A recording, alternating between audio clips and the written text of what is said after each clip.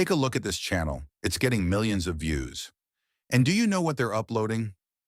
Mini Tools videos. So today I'm going to show you how to create these viral Mini Tools videos using AI step by step. Let's start. First, head over to the document link provided in the description.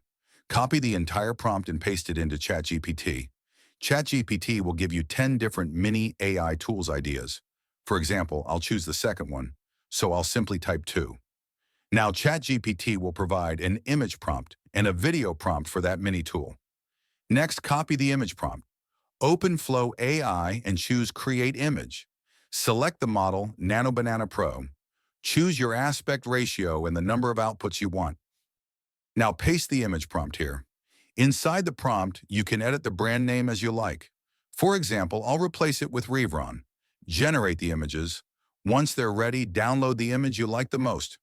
Now it's time to convert the image into a video. In Flow AI, choose Frames to Video. Upload the image you just downloaded. Copy the video prompt from ChatGPT and paste it here. Again, edit the brand name. I'll type Revron. Click Generate.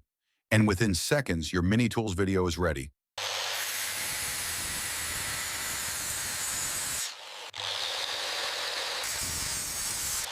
Save the video.